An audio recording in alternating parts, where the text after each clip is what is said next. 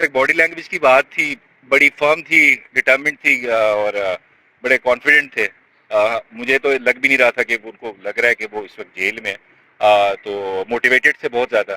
اور پریشانی صرف ایک تھی، میرے جو ورکرز ہیں، جو خاص کر خواتین جو ان کی ورکرز ہیں اور جو لیڈرشپ ہے جو جیل میں ہیں، جن کی بیل ہی نہیں سنی جا رہی، اس پہ بہت کنسرن تھے، بہت پریشان تھے. پھر حسان نیازی صاحب کا بھی ذکر کیا، حیدر مجید صاحب کا بھی ذکر کیا کہ ان کی فیملی کو 1 مہینہ ہو گیا، کسی کو نہیں پتا کدھر ہیں. یہ بھی ہمیں نہیں پتا وہ اریسٹڈ ہیں، وہ اغوا ہوئے ہیں. جب کیونکہ قانون کے مطابق آپ کو پکڑا جاتا ہے تو اس کو تو ہم اریسٹ کرتے ہیں. جب قانون کے مطابق پتہ ہی نہ ہو آپ کہاں ہیں تو آپ وہ آبجیکشن ہی ہوتی ہے. تو بڑا کنسرن تھا. ایک ہی پریشانی تھی ریگارڈنگ از دا پبلک اور ممبرز آف دا جو ان کے پارٹی ہیں، ان کے جو پرسیکیوشن ہو رہی ہے، اریسٹ ہو رہے ہیں، اس کے بارے میں کنسرن تھے. باقی واز ویری کانفیڈنٹ فائٹر. اور ایک میں آپ کو ایک بات بھی جو بتا دوں، مجھے ایک پولیس والے نے وہاں پہ نام نہیں بتا سکتا لیکن وہاں پہ ایک بندہ تھا جیل میں، سے کہا ہم نے اتنا ٹفسٹ پولیٹیکل پرزنر اپنی زندگی میں نہیں دیکھا. بڑے عرصہ ہو گیا، 20 سال ہو گئے ہمیں جیل کے اندر. لیکن میں تو ابھی لندن میں تھا. میں تو کل پہلی دفعہ ملاقات ہوئی، جیسے میں پہنچا تو ملا ہوں. مجھے فزیکل ان کی اپیرنس تو بالکل ٹھیک لگی. مجھے یہ بھی انہوں نے بتایا وہ ایکسرسائز کر رہے اور ہی از فائن. ہاں فیسلٹیز وہاں پہ جو ایک ایکس پی ایم کو دینی چاہیے وہ نہیں ہے، بالکل سیٹسفیکٹری نہیں ہے. بہت اس میں کمیاں کوتاہیاں ہیں، شارٹ کمنگز ہیں. لیکن ہی از کوپنگ ود اٹ اور کوپنگ ویل. اب ایک چیز کہنا کہ حالات برے ہیں، کنڈیشن بری ہے، اس پہ میں ڈسپیوٹ نہیں کر رہا، وہ بری ہے اس جیل کی. لیکن how he is handling that is different issue. وہ بڑا اچھا ہینڈل کر رہے ہیں کیونکہ ہی از a fighter.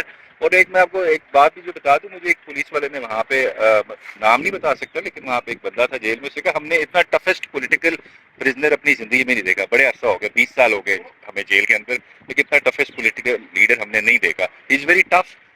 He is in a good condition due to his mental toughness اور فزیکل ٹفنس. لیکن فیسلٹیز بالکل سیٹسفیکٹری نہیں ہے، اس پہ بہت سارے سوالات ہیں. سب تیار ہے.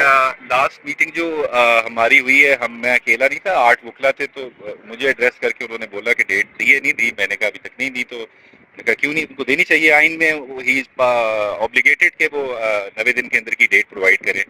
تو میں نے کہا آپ نے کچھ اس پہ اسٹیٹمنٹ دینی ہے؟ تو ہی سیڈ کہ ہاں بالکل کیٹیگوریکلی کہہ دو. میں ڈیمانڈ کرتا ہوں کہ صدر عارف علی 90 دن کے اندر کی ڈیٹ دیں.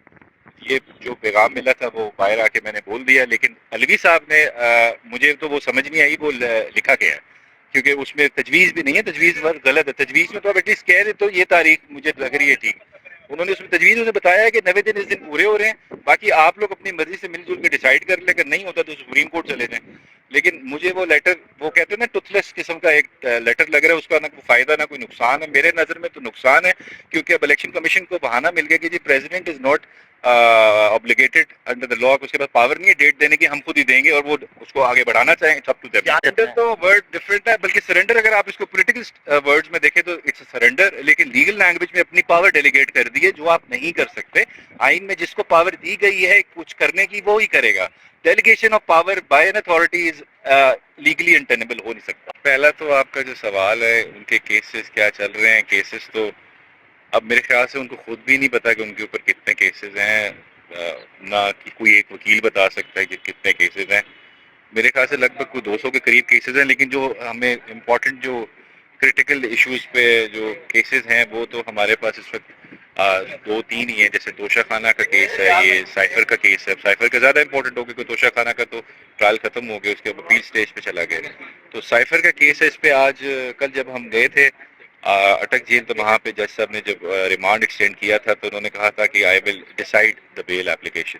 کیونکہ آپ نے دیکھ لیا ہوگا جو پروسیکیوشن کی سائڈ ہے ان کی ایک ہی ٹیکٹک ہے، اس کو میرٹ پہ ہم نے آرگیو نہیں کرنا، ہم نے صرف اس کو ڈیلے کرنا ہے. ون وے اور ادر وے اس کو وہ بلیور کرتے جا رہے، ڈیلے کرتے جا رہے.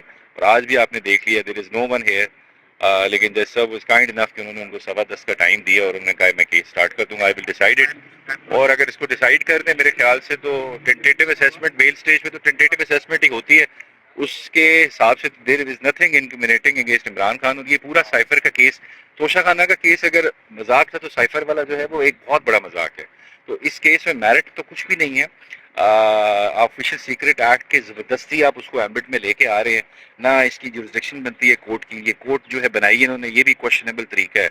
اور اس کے علاوہ پھر جس طرح امپلیکیٹ کیا جا رہا ہے لوگوں کو زبردستی سے. اعظم خان صاحب آپ کے سامنے اریسٹ ہوئے تھے، وہ پتہ نہیں انہوں نے بیان دیا نہیں دیا، ہمیں بتایا گیا 164 کی اسٹیٹمنٹ آئی ہے، وہ پتہ نہیں کدھر ہے، کسی نے دیکھی نہیں ہے. تو یہ سارا ایک میڈ اپ کوکڈ اپ اسٹوری ہے.